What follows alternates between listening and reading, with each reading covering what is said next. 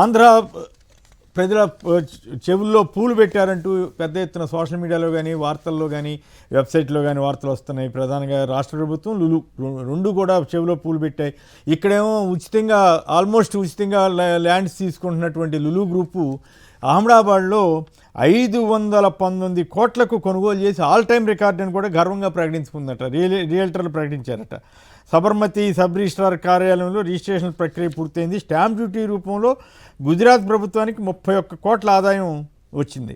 So ఇక్కడేమో మరి పెద్ద పెద్ద ఆస్తులు 100 కోట్లు 2000 కోట్లు అంత వద్దంటున్నారు, లేదా 1000 కోట్ల పైన ఆస్తులు విశాఖ విజయవాడల్లో మరి ఉత్తపుణ్యానికి ఇస్తున్నారనే విమర్శ అయితే వింటున్నాం కదా. సో గూగుల్ ఇది లులు గ్రూప్ వాళ్ళ మరి డ్రామా ఏంటి? చంద్రబాబు పరిపాలనలో వెలుగులేని దీపావళిపై జగన్ ట్వీట్. చంద్రబాబు కూటమి ఇంటింటా వెలిగిస్తున్న దీపాల్లో ఏ ఒక్క దీపమైనా ఈ 18 నెలల కాలంలో వెలిగిందా? ఆ సంతృప్తి ఎవరికైనా ఉందా? నిరుద్యోగ భృతి ఏం చేసావు? అక్కా చెల్లెమ్మలకు ఇచ్చే 1500 రూపాయలు నెలకి ఇస్తానన్నది ఏం చేశారు? బీసీలకు 50 ఏళ్లకే పెన్షన్, నెల 4000, ప్రతి రైతుకు ఏడాదికి 20,000, ఇలా అనేక అంశాలను ప్రస్తావించి ఇక్కడ జగన్ గారి ట్వీట్ ఏమో చాలా సభ్యతగా మర్యాదగా ఉంది. వేరే అది చంద్రబాబు గారిని మొన్న దీపావళి రోజున ఒక ఉపన్యాసం ఇస్తూ నరకాసురుడు, తుదముట్టించారు, ఇట్లాంటి అభ్యంతరకర పదాలతో రాక్షసుడు అని ఆయన పెద్ద ఆయన అట్లా మాట్లాడుతున్నారు. ఈయనేమో ఆయనకంటే వయసులో చిన్నవాడైన ఇంత సభ్యతగా ట్వీట్లు పెడుతున్నటువంటి తీరును కూడా ప్రజలు గమనించాల్సిన అవసరం ఉంది. ముందుగా రామారావు గారు చెప్పండి, ఏమిటి లులు గ్రూప్ ఇష్యూ కానీ అట్లాగే సరే జగన్ గారి ట్వీట్ కానీ, మూడోది పవన్ కళ్యాణ్ గారు మెచ్చుకున్నారంట మహిళల్ని ఆ రకంగా. ఇప్పుడు ఆయన బండారు సత్యనారాయణమూర్తి గారు చెబుతున్నారు కదా, రోజా గారిని అంత అసహ్యంగా మాట్లాడితే పవన్ కళ్యాణ్ గారు మెచ్చుకున్నారని ఓపెన్గా బండారు గారు చెబుతున్నారు. సో ఈ మూటి మీద సంక్షిప్తంగా మీ కామెంట్ చెప్పండి. మీకు సాక్షి వీక్షకులకు నమస్కారం. ఇక్కడ లులు గ్రూప్ అంశం చూస్తే మనము గతంలో చూసామండి. ఓర్సా టీసీఎస్ కూడా ₹1 99 పైసలకే భూములు కట్టబెట్టి, అట్లాగే టీజీ విశ్వప్రసాద్ కంపెనీ దానికి కూడా 1200 ఎకరాలు కట్టబెట్టేటువంటి అంశం కానీ ఏది చూసాం. అదే కోవలో లులు గ్రూప్ తోటి వీళ్ళు టైఅప్ అయ్యి ఇక్కడ భూములు దోచిపెట్టడానికి ఏదైతే కమిషన్లు, ఏదైతే ప్యాకేజీలు తీసుకోవడానికి వీళ్ళు సిద్ధపడారనేది అర్థమైంది. ఎందుకంటే మనం చూసాం ఇప్పుడు ఏదైతే గుజరాత్ కు సంబంధించినటువంటి వీళ్ళ యొక్క ఎన్డీఏ ప్రభుత్వం అక్కడ కూడా వీళ్ళంతా కూడా డబుల్ ఇంజిన్ సర్కార్, కూటమి ప్రభుత్వం అంటున్నారు కదా. మరి అక్కడ ఒక విధానం, ఇక్కడ ఒక విధానం అంటే వీళ్ళ యొక్క దోపిడీ విధానం ఏంటనేది అర్థమవుతుంది. అక్కడ గుజరాత్ లోనేమో 519 కోట్ల రూపాయలు అతి భారీ ఒక వ్యాపారం జరిగింది అనేటువంటి ప్రభుత్వంతో మనం వింటా ఉన్నాం.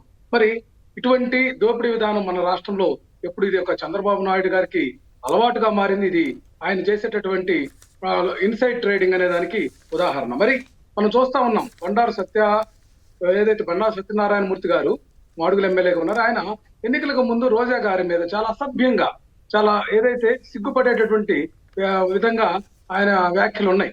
అది తెలుగుదేశం పార్టీ ఏ రోజు కూడా ఖండించకపోగా ఈ మధ్య ఆయన వీడియో విడుదల చేసినటువంటి దాంట్లో పవన్ కళ్యాణ్ గారు నన్ను భుజం తట్టారు, ఏదైతే రోజా గారిని తిట్టిన తర్వాత ఒక హోటల్లో ఆ సందర్భంగా గంటా శ్రీనివాసరావు గారు, వెలగపూడి రామకృష్ణ గారు, ఇప్పుడు ఉన్నటువంటి టీడీపీ అధ్యక్షుడు పల్లా శ్రీనివాసరావు గారు అందరూ కూడా నన్ను మెచ్చుకున్నారని చెప్పినటువంటి అంశం. అంటే వీళ్ళు ఇంటర్నల్ గా వీళ్ళ యొక్క సబ్జెక్ట్స్ ఏంటి అనేది, మహిళల పట్ల వీళ్ళ యొక్క భావన ఏంటి అనేది ఆ యొక్క కూటమి పార్టీల యొక్క వైఖరిని మనకు తేటతెల్లం చేస్తా ఉంది.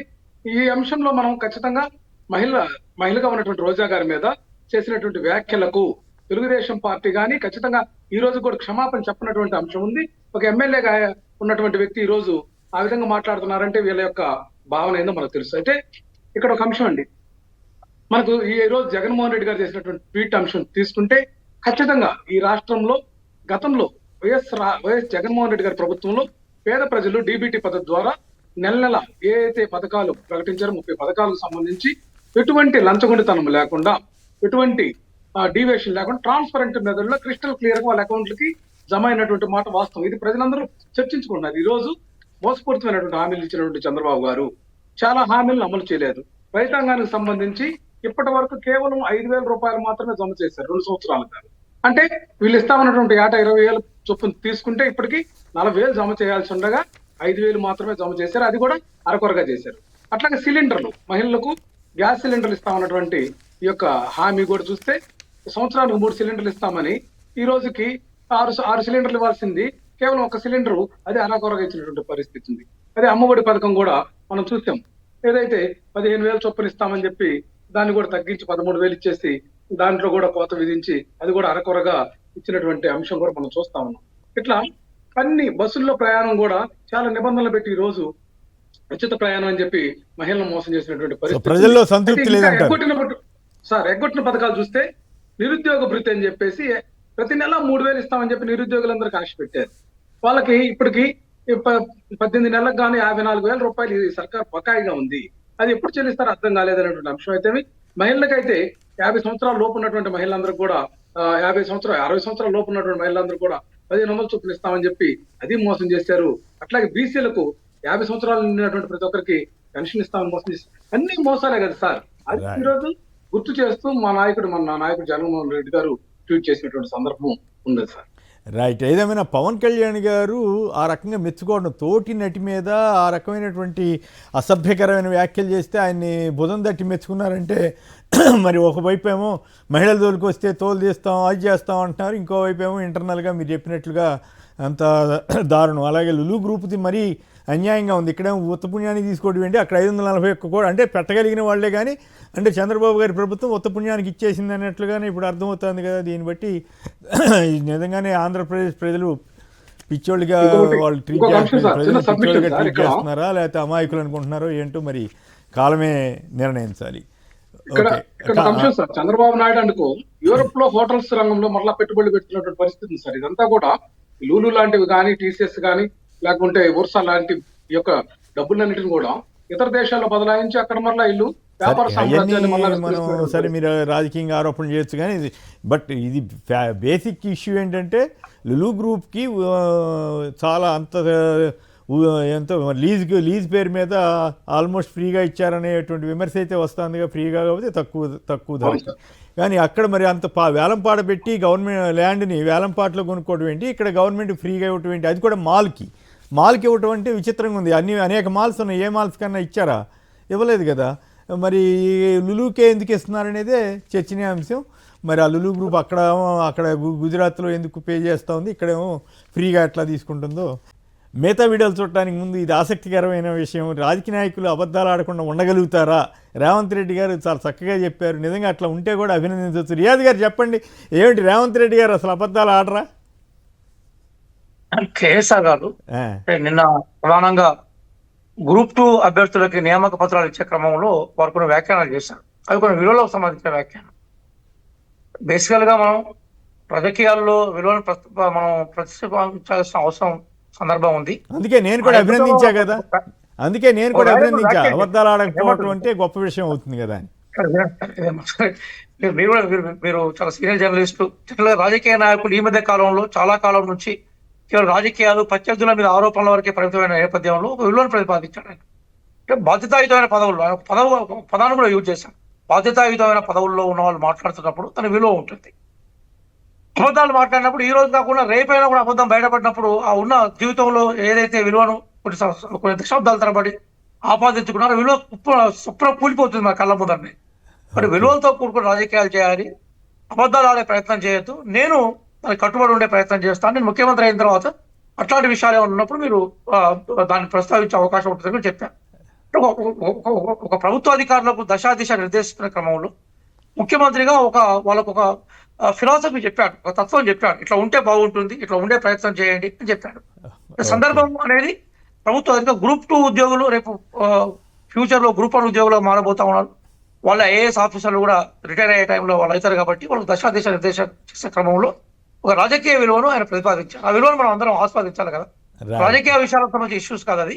బేసికల్ పరిపాలన, వ్యక్తిగత విలువలు, ఆ సామాజిక విలువలతో కూడుకున్న ఒక తాత్వికతను పెట్టి ఏమన్నాడు, ముఖ్యమంత్రిగా నేను అబద్ధాలు చెప్పే ప్రయత్నం నేను చేయను. ఒకవేళ చెప్పినా కూడా ఏమైందంటే అబద్ధాలు ఎవరు చెప్పినా కూడా ఇవాళ కూడా రేపైనా అది బయటకు వచ్చినప్పుడు అదే లెవెల్లో బద్నామయ్యే అవకాశం ఉంటుందని చెప్పాను. కాబట్టి దాన్ని మనం సదుద్దేశంతో పాజిటివ్ గా చూడాలనేది మేము భావిస్తా ఉన్నాం. రాకేష్ గారు మీరు కూడా పాజిటివ్ గా తీసుకుంటారు కదా? రాకేష్ గారు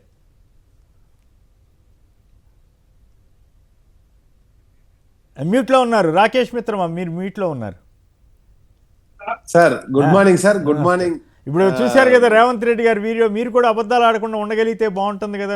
మీరు ఆడుతున్నారని కాదు సుమా, రాజకీయ నాయకులు ఎవరైనా.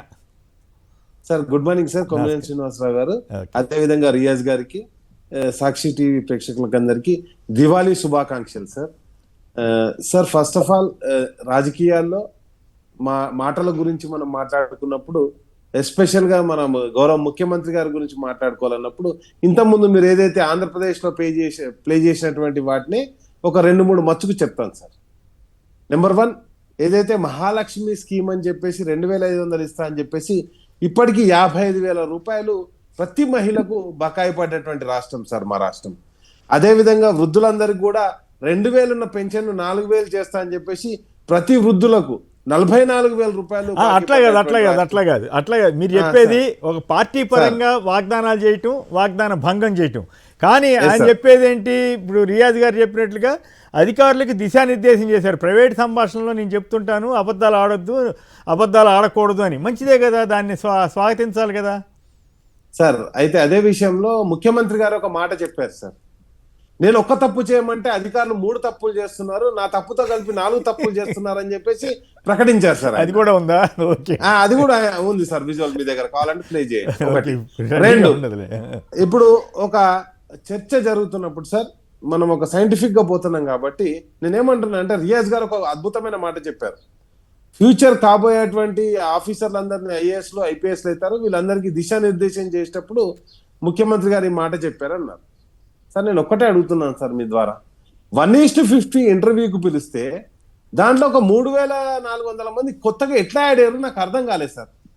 ఆ యాడ్ అయిన వాళ్ళంతా ఏ క్యాస్ట్ కి సంబంధించిన వాళ్ళు, ఏ కేటగిరీకి సంబంధించిన వాళ్ళు, ఎట్లా రోస్టర్కు సెట్ అయ్యారు అనేది కూడా తెలియలేదు సార్ నాకు.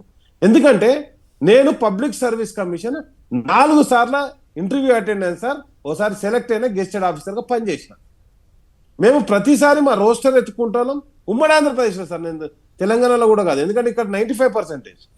అప్పుడు మాకు 60-40 open, 60 only for state. KCR గారు వచ్చిన తర్వాత దాన్ని 95 చేశారు. చేసిన తర్వాత కూడా అంటే ఆ అధికారులు ఎవరు, వాళ్ళ మార్కులు ఏవి ఇంతవరకు కూడా ఎక్కడ బయట పెట్టలేదు సార్. కాబట్టి అక్కడ ఏం అమ్మకాలు కొనుగోలు అవుతున్నాయి అనేది కూడా బయట పెట్టాలి సార్. కాబట్టి ఇప్పుడు మార్కులు ప్రకటించినప్పుడు అందరి మార్కులు ఏ క్యాస్ట్ లో ఏ కేటగిరీలో ఎవరికైనా వచ్చింది అట్లా కాదు. రేవంత్ రెడ్డి గారు అబద్ధం ఆడారని చెప్పగలగాలి. ప్రైవేట్ ఆయన చెప్తున్నాడు నేను అబద్ధం చూపిస్తున్నాను సార్.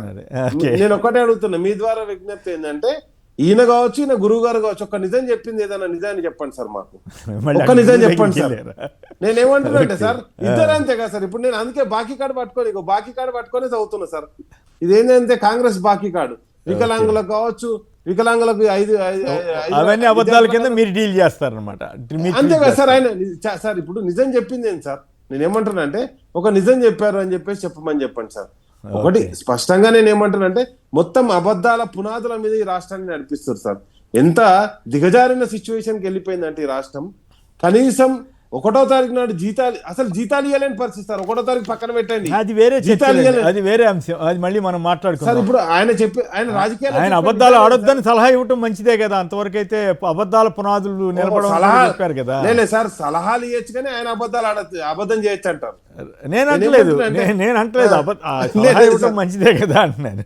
ఓకే, కాబట్టి నేనేమంటున్నా అంటే సార్ కంప్లీట్ గా ప్రజల్ని మోసం చేసి, ఇక్కడ ఉన్నటువంటి ప్రజలందరినీ కూడా మోసం చేసి, రాష్ట్ర ఆర్థిక పరిస్థితిని దిగజార్చి ఇప్పటికి దాదాపుగా 2.5 లక్షల కోట్ల పైకి అప్పు చేసి, అప్పు ఏ ప్రాజెక్టు మీద కూడా ఇన్వెస్ట్ చేయకుండా ఈ రాష్ట్రాన్ని మొత్తాన్ని కూడా అధోగతి పాలు చేస్తున్నారు సార్.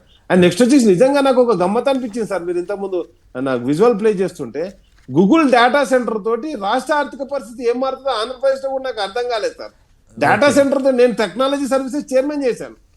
మరి డేటా సెంటర్ తోటి ఉంటే ఉమ్మడి ఆంధ్రప్రదేశ్ డేటా సెంటర్ తెలంగాణలో ఉంది, ఇప్పటికి కూడా ఉంది. మరి మొత్తం రాష్ట్ర ఆర్థిక పరిస్థితి మారిపోవాలి కదా. కాబట్టి ఇవన్నీ కూడా ఏంటంటే ఇది ఇంట్రెస్టింగ్ ఉంది. ఉమ్మడి ఆంధ్రాకి సంబంధించిన డేటా సెంటర్ కూడా ఇక్కడే ఉందా తెలంగాణలో? సార్ 2 రాష్ట్రాలు కలిపి ఇంకా ఏం విడిపోలేదు. అంటే 2 రాష్ట్రాలు కలిపి డేటా సెంటర్ ఒకటే దగ్గర ఉంటుంది సార్. దానివల్ల ఉద్యోగాలు పాడు అట్లా ఏం లేవు అనమాట సార్. డేటా సెంటర్ లో తిప్పి కొడితే 10 మంది పనిచేస్తారు సార్. దానికి వందలాది కాదు.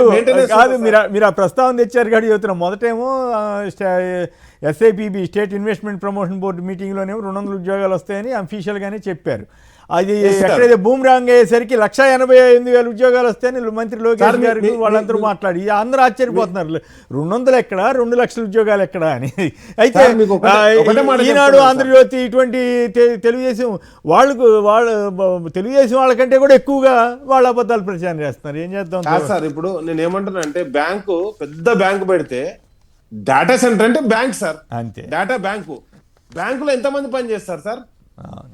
ఎక్కువ అంటే ఇతర లాభాలు బ్యాంకులో కాదు బ్యాంకులో కేవలం దాచుకోవటం వరకు అయితే జనం అక్కర్లే, కానీ ఇతర లావాదేవీలు అనేక ఉంటాయి కాబట్టి అక్కడ స్టాఫ్ అవసరం అవుతారు. మీరు no, sir. స్టోరేజ్ ప్లాంట్ కి గోడౌన్లకి ఏమంత అవసరం అనేది కొందరి వాదన. అంతే కదా సార్, అదే ఇప్పుడు చెప్పేది కూడా ఓకే, అది మళ్ళీ తర్వాత సందర్భంలో Yes, మాట్లాడుకోవచ్చు. sir. విఠల్ గారు చెప్పండి, రేవంత్ రెడ్డి గారు అబద్ధాలు విఠల్ అన్న కూడా good ఆడొద్దు అని morning. చెబుతున్నారు.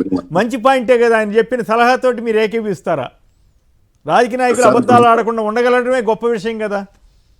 Sir good morning sir. అక్కడ ఉన్న ఇద్దరు మిత్రులకి అండ్ సాక్షి వీక్షకులకి దీపావళి శుభాకాంక్షలు సార్. నాకు చిన్న గొంతు ప్రాబ్లం సార్, అయినా మాట్లాడుతుంది సార్. వేరే ఏమైనా డిస్టర్బెన్స్ అయితే ఓకే సార్. ఓకే, పర్వాలేదు సార్. రాజకీయ నాయకులు ఈ విజువల్స్ వీడియోస్ లేని రోజుల్లో ఎన్ని అబద్ధాలు ఆడినా చెల్తుండే సార్. ఒకప్పుడు మీరు సీనియర్ జర్నలిస్ట్ పాత్రికేయులు ఆంధ్రప్రదేశ్ రాష్ట్రంలో తెలంగాణలో ఈ వీడియోలు లేనప్పుడు, ఆడియోలు లేనప్పుడు కేవలం వాళ్ళు రాసుకునే వార్తలు పత్రికలో ఒకవేళ దాన్ని ప్రింట్ అవుతే ఏమైతుందంటే, ఆ వార్త వస్తే ఏమైతుందంటే జర్నలిస్ట్ మీద దొబ్బేసి నెపం చేసి తప్పించుకునే వాళ్ళు. ఇప్పుడు ఎవరు అబద్ధాలు ఆడినా, ఏ రాజకీయ నాయుడు అబద్ధాలు ఆడినా తప్పించుకునే ప్రశ్నే లేదు. బహుశా రేవంత్ రెడ్డికి ఈ విషయం తెలుసు కాబట్టి, వాళ్ళు కూడా మీడియాలో రెగ్యులర్ ఉంటారు కాబట్టి తెలుసు కాబట్టి అబద్ధాలు ఆడనని చెప్పి ఉంటాడు. కానీ ఇంతమంది మా రాకేష్ భాయ్ చెప్పినట్టు రాజకీయ నాయకులు సహజంగా ఏంటంటే అధికారంలో కోసం ఎన్ని అబద్ధాలను ఆడతారు సార్.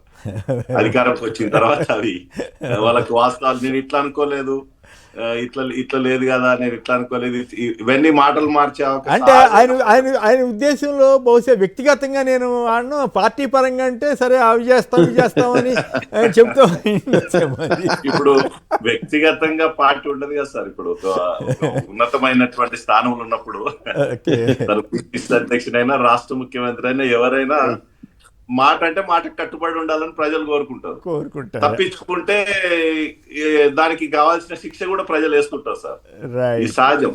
సో కాబట్టి రాజకీయ నాయకులు ఒళ్ళు దగ్గర పెట్టుకొని ప్రతిరోజు నిత్యం అనుక్షణం జాగ్రత్త ఉండాల్సిన బాధ్యత ఉంటుంది సార్. అది రైట్. మొత్తం మీద అబద్ధాలు ఆడటం మీద అబద్ధాలు ఆడటం మీద ధైర్యంగా చెప్పినందుకు మాత్రం అభినందించాలి. లేదు సార్, విఠల్ అన్న ఉన్నాడు కాబట్టి ఒక మాట చెప్తాను సార్. ఏంటది? విఠల్ అన్న అంటే విఠల్ అన్న పాత ప్రభుత్వ ఉద్యోగి కాబట్టి, ఆయన ఉద్యోగ సంఘం నాయకుడిగా పనిచేశాడు కాబట్టి, నేనేమంటున్నా అంటే ఆల్రెడీ ఉద్యోగస్తులకు ఇస్తా అన్నటువంటి మీటింగ్ సమావేశం పెట్టి, నా దగ్గర రూపాయి లేదు, నా బట్టలు చింపుకోపోతారా, నన్ను చింపుకోపోతారా అని చెప్పేసి ఆ మాట అన్నది కూడా ముఖ్యమంత్రి గారే సార్. నేను ఢిల్లీకి పోతే నన్ను చెప్పులు దొంగ లెక్క చూస్తున్నారు, చెప్పులు లెక్క చూస్తున్నారు. పాత చరిత్ర ఆయన ఒక మంచి మాట మాట్లాడితే దాన్ని అభినందించకపోగా రియాజ్ గారు మాట్లాడతారట. రియాజ్ గారు చెప్పండి. మళ్ళీ మనం దీనికి నక్సలిజం తర్వాత కొండా సురేఖ్ గారి ఇష్యూ, ఇవన్నీ కూడా జూబ్లీ హిల్స్ సంబంధించిన ఇష్యూస్ మీద కూడా మాట్లాడాలి. మీరు రియాజ్ గారు సమాధానం చెప్పండి. ఉన్నత విలువను ముఖ్యమంత్రి గారు ప్రతిపాదించారు. ఉన్నతంగా మాట్లాడడం మంచిది. చాలా చీప్ కామెంట్ చేయడం, ఒక భాషలు చెప్పడం, ఎగ్జామినేషన్ చేయడం అనేది ఆల్రెడీ విజువల్ వేశారు. సందర్భం కూడా చెప్పాను నేను. గ్రూప్ 1, గ్రూప్ 2 స్థాయి ఉద్యోగులు ప్రభుత్వ వ్యవస్థలోకి వస్తా ఉన్నప్పుడు ముఖ్యమంత్రిగా కొన్ని వాస్తవ విషయాలను ప్రస్తావించే క్రమంలో కొన్ని ఆదర్శాలు చెప్పింది. దాన్ని గొప్పగా ఆహ్వానించాలి. ముఖ్యమంత్రి గారి ఉపన్యాసానికే పరిమితం కాదు, ఆ ఉపన్యాసం భారత రాజకీయ వ్యవస్థలో ఉన్న ఎవరికైనా కూడా అనువర్తింప చేస్తూ ఉంటుంది. రాకేష్ గారు చెప్పేవాడు, ఆయన డౌట్ సంబంధించిన కార్డు ఏమో ఉంటా ఉన్నాడు. ఆయన ఇది బాకీ కార్డు అంటే నేను బాకీ బుక్ చేయగలుగుతాను, దళితులకు 3 ఎకరాల భూమి, దళిత ముఖ్యమంత్రిని చేయడం, అన్ని చాలా ఉన్నతమైన. వినండి రాకేష్ గారు, మీరు మాట్లాడుతున్నప్పుడు ఉందా కదా, నేను ఉన్నతమైన విలువను ముఖ్యమంత్రి గారు ప్రతిపాదించారు.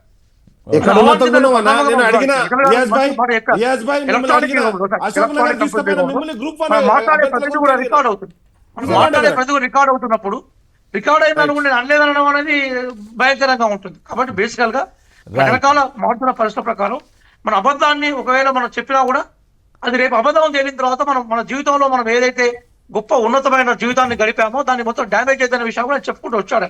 రైట్ దయచేసి దాన్ని వక్రభాషాలు చేయడము ఎగ్జారేషన్ చేయొద్దు. రైట్ అయితే మాబోటి వాళ్ళు మీరంతా రాజకీయ నాయకులు, మాబోటి వాళ్ళు అయితే నిజంగా రాజకీయ నాయకులు అబద్ధాలు ఆడకుండా ఉంటే గొప్ప సంగతి అంటాం, కానీ ఆ పరిస్థితి లేదని విఠల్ గారి వాళ్ళే శ్రీనివాస్ గారు రైట్.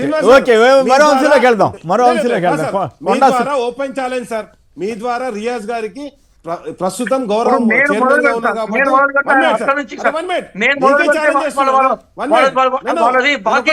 ఒక్కొక్కరు మాట్లాడండి దయచేసి. ఒకటే సార్, రాజకీయాలు మాట్లాడలేదు.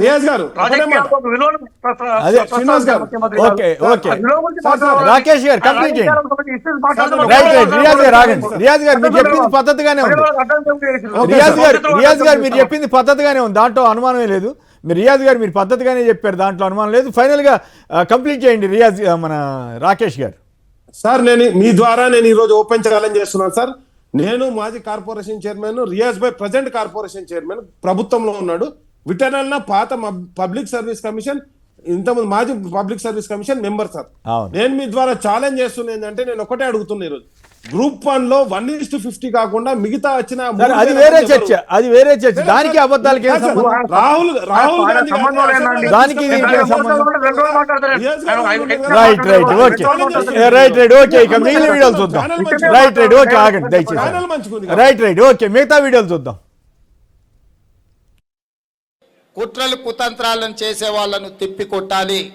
జరగబోయే ఎన్నికల్లో ఈరోజు చీలిక తీసుకురావాలని కేంద్రంలో ఉన్న పార్టీకి బి టీమ్గా మారి, మొన్న జరిగిన పార్లమెంట్ ఎన్నికల్లో మీరు చూడండి, 8 సీట్లలో బీఆర్ఎస్ పార్టీకి డిపాజిట్ జప్తు అయితే బీజేపీ ఆ 8 సీట్లను గెలిచింది. అసెంబ్లీ ఎన్నికలప్పుడు 37% ఓట్లు వచ్చిన బీఆర్ఎస్ కరెక్ట్ 4 నెలల్లో పార్లమెంట్ ఎన్నికలు జరిగితే 15% పడిపోయింది.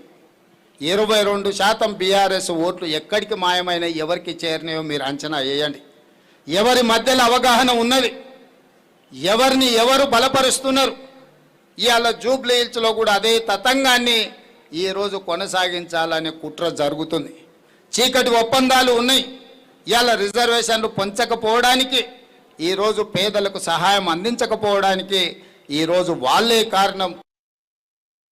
ఇలా రియల్ ఎస్టేట్ చేసుకుంటూ లాగం, బిజినెస్ చేసుకుంటూ లాగం, ఆటో నడుపుకుంటూ లాగం, మొత్తం కరెంటు బిల్లులు మళ్ళీ వస్తున్నాయి. మళ్ళా మంచినీళ్ళు కూడా ఫ్రీగా కేసీఆర్ గారు ఇస్తే అది కూడా తీసి పారేసినారు. ఆగమాగం పేదల బతుకులు చేసి ఇవాళ మొత్తం అన్యాయం చేస్తున్నది కాంగ్రెస్ ప్రభుత్వం. ఇంకొక 2 ఏళ్ళు ఎక్కువ రోజులు ఏం లేదు. దీపావళి అంటేనే నరకాసుర వధ జరిగినాక జరుపుకునే పండుగ. ఈ దిక్కుమాలిన కాంగ్రెస్ ప్రభుత్వం ఏదైతుందో, పేదవాడి కడుపు కొట్టిన ప్రభుత్వం, నరకాసురుడు లాంటి ఈ ప్రభుత్వాన్ని తప్పకుండా ఇంటికి పంపే రోజులు మీ అందరి కన్నీళ్ళలో ఈ ప్రభుత్వం కొట్టుకపోతుంది. కొట్టుకపోయినాక మళ్ళీ ఒకసారి నిజమైన దీపావళి వస్తుంది. ఈ ఎక్స్టార్షన్ ప్రభుత్వము ఎక్కువ రోజు ఉండడానికి వీల్లేదు. ఈ ఎక్స్టార్షనిస్ట్ లీడర్లు ప్రజలు తిరస్కరించాల్సిన అవసరం ఉంది. లేకుంటే మిమ్మల్ని దోచుకుంటారు, మిమ్మల్ని బెదిరిస్తారు. జూబ్లీస్ ప్రజలకు చెప్తా ఉన్నాను, కాంగ్రెస్ పార్టీ నాయకుల తీరు చూడండి. తుపాకీలు పెట్టి బెదిరించి వసూలు చేస్తూ ఉన్నారు. జూబ్లీస్కు ఆ పరిస్థితి రాకూడదని చెప్పి ఈరోజు మీకు చెప్తా ఉన్నాం మిత్రులారా. ఈరోజు కాబట్టి జూబ్లీస్ ప్రజలు నిన్న జరిగినటువంటి ఒక కొండా సురేఖ సంబంధించినటువంటి కుటుంబంలో జరిగినటువంటి ఒక వివాదం ఉందో, అది ముఖ్యమంత్రి దాకా వెళ్ళినటువంటి ఒక తీగ. కాబట్టి ఇవన్నిట్లో కూడా మీరు వాళ్ళకు ఉన్న అలవాటు ప్రకారము వాళ్ళ లాంటి వాళ్ళ డిఎన్ఏ ఉన్న వాళ్ళకి టికెట్లు ఇస్తారు. కాబట్టి Congress DNA is corruption, Congress DNA is extortion, Congress DNA is మిస్రూల్. Right. Jubilee Hills ఉప ఎన్నిక నేపథ్యంలో చాలా ఘాటు వ్యాఖ్యలు చేసుకుంటున్నాయి రాజకీయ పార్టీలు. ఇందాక రేవంత్ రెడ్డి గారిది విన్నాం కదా, బీజేపీకి బీఆర్ఎస్ బీ టీం అని తెలంగాణ సమాజం తిప్పికొట్టాలని ఆయన అన్నారు. అలాగే జూబ్లీహిల్స్ ఉప ఎన్నిక రెఫరెండం వంటిదని ఆయన అన్నారు. తండ్రి కొడుకు కబ్జా కథ, ఎమ్మెల్యేగా గెలిస్తే పరిస్థితి ఏమిటంటూ కాంగ్రెస్ అభ్యర్థి మీద నమస్తే తెలంగాణలో ఒక కథనం వచ్చింది. బీఆర్ఎస్ను ఓడగొట్టింది ధరణీభూతమే అని కూడా రేవంత్ రెడ్డి గారు అంటున్నారు. మరోవైపు కొండా సురేఖ గారు వారి దంపతులు వెళ్ళి అక్కడ సీఎం గారిని, రేవంత్ రెడ్డి గారిని కలిశారు. దాని మీద కూడా తీవ్రమైనటువంటి విమర్శలు ప్రత్యేకించి ఇప్పుడే విన్నాం రామచంద్రరావు కానీ లేదా బీఆర్ఎస్ వాళ్ళు కానీ చేస్తున్నారు. ఎక్కడ దొంగలు అక్కడ గప్ చిప్. పారిశ్రామికవేత్తకు సుమంత్ గన్ను గురిపెట్టి ఉదంతంపై అంతా సైలెంట్ అయిపోయారంటూ వార్తలు ఇచ్చారు. అలాగే 16 మంది ఎంపీలు రాజీనామా చేస్తే కేంద్రం దిగిరాదా అని కేటీఆర్ ప్రశ్నిస్తున్నారు. 10,000 కోట్ల హాంఫట్ రోడ్లన్నీ బడా కంపెనీలకు దారాదత్తం చేసే కుట్ర జరుగుతోందని ఇంకోటి రాశారు. CM seek support of officials to achieve 3 trillion economy. ఆ తెలంగాణని 3 ట్రిలియన్ల ఆర్థిక వ్యవస్థగా పెంచడం కోసం కృషి చేయాలని ఆయన కోరారు. ఇవి ప్రధానంగా ఉన్నటువంటి విషయాలు. ముందుగా రియాజ్ గారు చెప్పండి, ఏమిటి కొండా సురేఖ గారి ఉదంతం ఎలా గప్చిప్ అయిపోయిందా లేదా రాజీ కుదిరిందా, ఏం జరిగింది? అంత తీవ్ర స్థాయిలో విమర్శలు చేసుకున్నటువంటి పరిస్థితి నుంచి ఇప్పుడు ఏ రకంగా రాజీ కుదిరింది రియాజ్ గారు? కేఎస్ఆర్ గారు కొండా సురేఖ గారి నియోజకవర్గానికి సంబంధించిన ఓటర్ని నేను. ఓహో. వారు మా పార్టీ నేత.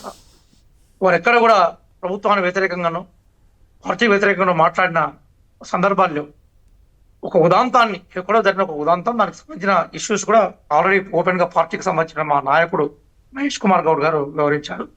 దాన్ని ఏదో రాజకీయ పబ్బం కోసం ఉపయోగించుకోవాలని, రాజకీయ ప్రయోజనాలకు ఉపయోగించుకొని పట్టగాల్సి మీదేసే ప్రయత్నాన్ని బీఆర్ఎస్ ఏలియాస్ టీఆర్ఎస్ బీజేపీ చేసినా కూడా దానికి మీద విలువలేని విషయం. ఇక్కడ చర్చ ఏంటంటే, మీరు దాంతో పాటు కొన్ని విషయాలు కూడా చెప్పారు. నేను ఆల్రెడీ సురేఖ దంపతులు మురళి గారు కానీ సురేఖ గారు కానీ వెళ్ళారు, దీపావళి శుభాకాంక్షలు చెప్పారు, ఒక ఫొటోస్ కూడా బయటకు రిలీజ్ చేశారు. దాని మీద ఇంకా చర్చ చేయడం అనేది అసందర్భం, సమయం వృధా అనేది నేను భావిస్తా ఉన్నాను. ఇక్కడ చర్చ ఏంటంటే, చాలా క్లియర్ గా ముఖ్యమంత్రి గారు ఒక మాట చెప్పారు. అదేంటంటే, గత 10 సంవత్సరాలు మనం తీసుకున్నప్పుడు కేంద్రం పెట్టిన ప్రతి బిల్లును సపోర్ట్ చేసిన చరిత్ర ఏదైతుందో అది టీఆర్ఎస్ ఏలియాస్ బీఆర్ఎస్ కి. చివరికి రైతుల మీద రథ చక్రాలను దునికించినా కూడా రైతు బిల్లులు ఏవైతున్నాయో రైతు వ్యతిరేక బిల్లులు, బ్లాక్ చట్టాలను మనం రియాజ్ గారు ఆ అంశం మీద మళ్ళీ వద్దాం. ప్రస్తుతం కొండా సురేఖ గారితో రాజీ అంశం మీద అట్లా కాదు. రియాజ్ గారు దయచేసి వినండి. మీరు బీ టీం అన్న దాని మీద మళ్ళీ వద్దాము. దీని మీద సంక్షిప్తంగా వాళ్ళిద్దరితో కూడా కామెంట్ చేయించిన తర్వాత, మరి సుమంత్ అన్నతను గన్ పెట్టి పేల్చారని కదా, గన్ పెట్టి బెదిరించారని కదా ఆరోపణ, అది ఏమైంది ఏం కదా మొత్తం? మరి ఆ కేసు మంత్రి గారే అతన్ని కారులో ఎక్కించుకుని వెళ్ళారని పోలీసులు, ఇదంతా పెద్ద సందడి అయింది కదా.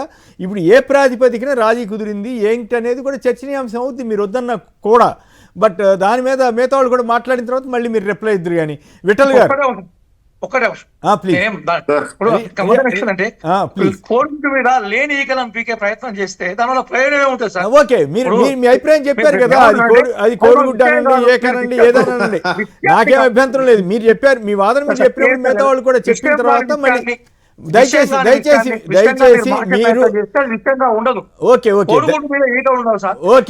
రైట్ వాళ్ళు ఏకలు కనిపెడతారో లేదో మీరు రైట్ ఓకే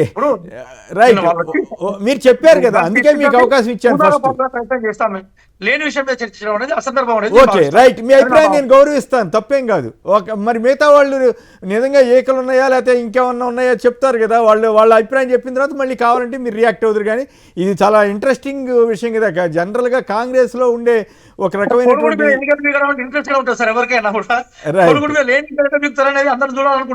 మరి చూడండి, లెట్ దెమ్ సీ. మీకేం ఇబ్బంది ఉంటుంది అసలు అక్కడేమి లేనప్పుడు? విఠల్ గారు చెప్పండి, ఏమి లేని దాని మీద ఇంత మీ రామచంద్రరావు గారు ఈ స్థాయిలో కాంగ్రెస్ మీద విరుచుపడతారా? గన్ కల్చర్ అని ఏమో బీఆర్ఎస్ వాళ్ళు, మీరేమో ఇట్లా మొత్తం సీఎం దాకా తేగలాగా వెళ్ళిందని మీరు, మరి ఆయన ఏమో రియాజ్ గారు చెబుతున్నారు అసలు ఏమి లేదు, కోడిగుడ్డు లేదు, వెంట్రుకలు లేవని చెబుతున్నారు ఆయన. సార్, గతంలో తెలుగు స్టేట్స్ లో ఆంధ్రప్రదేశ్ కానీ తెలంగాణ ఎప్పుడైనా ఒక మంత్రికి సంబంధించిన వ్యక్తులు కానీ ఎవరైనా తప్ప ఒప్ప ఎవరు అది తేల్చాలి. ఇట్లాంటి ఎప్పుడన్నా విన్నామా సార్ ఇట్లాంటి వార్తలు? డైరెక్ట్ ఏకంగా తుపాకీ పెట్టి ఒక పారిశ్రామికవేత్త నుంచి కమిషన్లు వసూలు చేసే ప్రయత్నం చేశారని ఎప్పుడన్నా విన్నాం ఆ స్టేట్ లో. ఇది ఎక్కడ జరుగుతుందో సహజంగా బీహార్ లోనో ఉత్తరప్రదేశ్ లో జరుగుతుందని మనం వార్తలు వినేటోళ్ళం.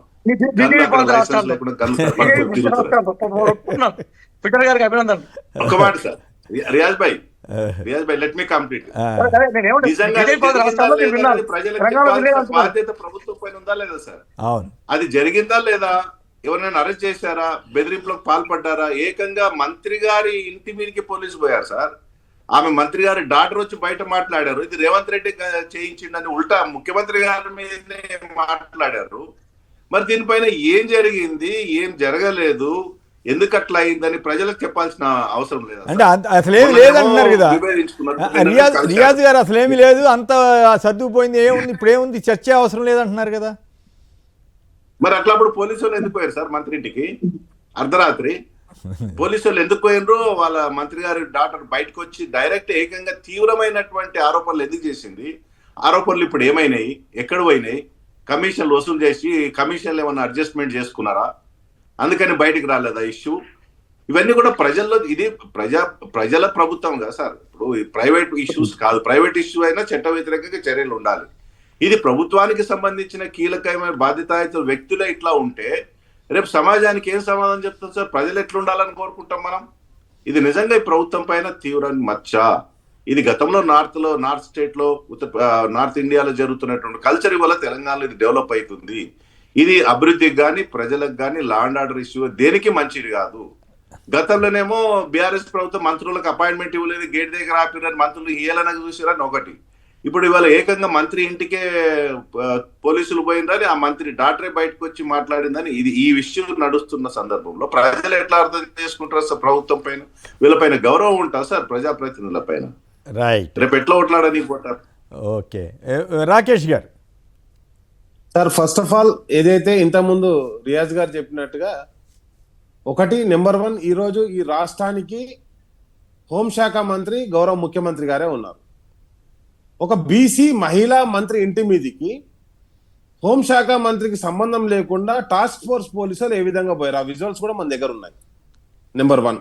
నెంబర్ 2, వాళ్ళ డాటర్ బహిరంగంగా వచ్చేసి ఏదైతే ఒక విల్లాస్ నిర్మాణం చేసుకుంటున్నటువంటి వాళ్లకు టెంపుల్ భూమిలోంచి ల్యాండ్ ఇచ్చినందుకు, తవ్విచ్చినందుకు మా మీద ఈ రకమైనటువంటి దాడి జరుగుతుంది, ఆ ఫైల్ ఆపేసిరు, జపాన్ నుంచి మాకు ఫోన్ చేసిరని చెప్పేసి ఆమె స్పష్టంగా ప్రకటించింది. అసలు ఆ విల్లాలు ఎవరి, ఆ టెంపుల్ ల్యాండ్ ఎక్కడుంది, దానికి సంబంధించినటువంటి ఎఫ్ఐఆర్ వెంటనే బయట పెట్టాలి. అండ్ నెక్స్ట్ వచ్చేసి ఇంకొకటి సార్, రోహిత్ రెడ్డి అని చెప్పేసేటువంటి ఆఫీస్లో గన్ పెట్టి బెదిరించారని చెప్పేసి ఈరోజు సుమంత్ మీద ఏదైతే కేసు పెట్టారో వాళ్ళ ఓఎస్డి గారి మీద, రోహిత్ రెడ్డి ఆఫీస్ మీద ఎందుకు కేసు పెట్టలేదు, దాన్ని సెర్చ్ చేశారా, అసలు ఆ గన్ ఎక్కడి నుంచి దొరికింది, దీన్ని కూడా గౌరవ హోంశాఖ మంత్రి గారు దర్యాప్తు చేయాలి. అండ్ నెక్స్ట్ వచ్చేసి వీటన్నిటికీ మూలం ఎక్కడుంది అంటే పొంగులేటి శ్రీనివాసరెడ్డి గారు ఏదైతే మేడారం సమ్మక్క సారక్క జాతరలో కాంట్రాక్ట్లు తీసుకున్నారో మంత్రులకు సంబంధం లేకుండా, దేవాదాయ శాఖ మంత్రికి సంబంధం లేకుండా, ఆ కాన్స్టిట్యున్సీకి సంబంధించినటువంటి సీతక్కకు సంబంధం లేకుండా, ఆ కాంట్రాక్ట్లు మాకు సంబంధం లేకుండా ఎట్లా తీసుకున్నారని చెప్పేసి అసలు చర్చ అక్కడి నుంచి మొదలైంది సార్. దాన్ని ఏమీ పెట్టకుండా మనం ఈరోజు కొండ సురేఖ గారు, కొండ మురళి గారు వచ్చి దండేసి పేరు, దండం పెట్టి పేరు అంటే దేనికి దండం పెట్టి పేరు, దేనికి దండేసారు, ఏం అగ్రిమెంట్ అయింది, ఆ విల్లాలలో ఎన్ని విల్లాలు వచ్చినాయి, మరి లేకపోతే తొవ్వెట్లు ఇచ్చారు, వాళ్ళ అన్నదమ్ములు ఎట్లా సేవ్ చేస్తారు, వీటన్నిటికీ పిసిసి అధ్యక్షుడు మహేష్ కుమార్ గౌడ్ గారిని మధ్యవర్తిత్వం వహించినరా, ఇదొక అంశం అయితే సార్. ఇంకొక బీసీ మంత్రి, ఎందుకంటే 42% రిజర్వేషన్ రాలేదు, అదే క్రమంలో 42% బీసీ మంత్రులు లేరు. ఈ క్రమంలో ఒక బీసీ మహిళా మంత్రి ఇంటి మీదకి పోలీసులు ఒక దిక్కు వేరు, ఆమెకు పాపం మీద మాట సాయం చేద్దామని పోయినటువంటి పొన్నం ప్రభాకర్ గారి డిపార్ట్మెంట్ మీద మొత్తం ఏసీబీ దాడులు చేపించారు సార్. ఎక్కడికక్కడ ఏసీబీ దాడులు లింక్ పెట్టారా? నేను పొన్నం ప్రభాకర్ గారి మంత్రిత్వ శాఖనే కాదు సార్, ఎప్పుడు జరగని ఏసీబీలు ఒకటే రోజు మొత్తం రాష్ట్రం మొత్తం జరిగినాయి సార్. కాబట్టి నేనేమంటే బీసీ మంత్రులు ఎవరైనా బీసీల గురించి మాట్లాడి మా 42% రిజర్వేషన్ అన్నప్పుడల్లా వాళ్ళ మీద దాడులు, వాళ్ళకి సంబంధించిన పేపర్ న్యూస్లు అయితే సార్. నేనేమంటున్నానంటే ఇది కంప్లీట్ గా ఒక ప్లాన్ ప్రకారం జరుగుతున్నటువంటి దాడి సార్ బీసీల మీద. కాబట్టి ఇప్పుడు మహిళ ఆమె ఇంటి ఉన్నదా లేదా పోలీసులకు ఇన్ఫర్మేషన్ ఉండదు సార్. ఎట్లా పోతారు సార్ వాళ్ళ ఇంటి మీదకి? నిజంగా కూడా ఒక ఎమ్మెల్యే ఇంటి మీదకి పోవాలంటేనే పోలీసులకు స్పీకర్ పర్మిషన్ కావాలి సార్. మంత్రి ఇంటి మీదకి హోంశాఖ మంత్రి ఎట్లా పంపించిండు? హోంశాఖ మంత్రి అంటే ముఖ్యమంత్రి గారే. కాబట్టి నేను ఏమంటానంటే ఆమె లేవనెత్తిన అంశాలు 1-2 కాదు సార్. విల్లా ప్రాజెక్ట్ ఒకటి, రైట్, ఆల్రెడీ చెప్పి మేడారం ప్రాజెక్ట్ ఒకటి, రైట్, రియాజ్ గారు 42 రిజర్వేషన్ ఒకటి. రైట్. రియాజ్ గారు సమాధానం చెప్పండి. మామూలుగా అయితే ఒక ముఖ్యమంత్రి మీద ఆ స్థాయిలో విమర్శలు చేసిన మంత్రుల్ని సహజంగానే పదవిలో ఉంచాలంటే కొంచెం ఇబ్బంది పడతారు. అయితే కాంగ్రెస్ కాబట్టి అధిష్టానం నిర్ణయం కాబట్టి ఇక్కడ ఏం చేసి ఉండకపోవచ్చు. కానీ రాజీ కుదిరింది అన్నప్పుడు ఏమిటి అసలు ఏం జరిగింది ఏంటి అనేది ప్రజలందరిలోనూ ఆసక్తి ఉంటుంది, అసలు తెలుసుకోవాలని కోరుకుంటారు కదా.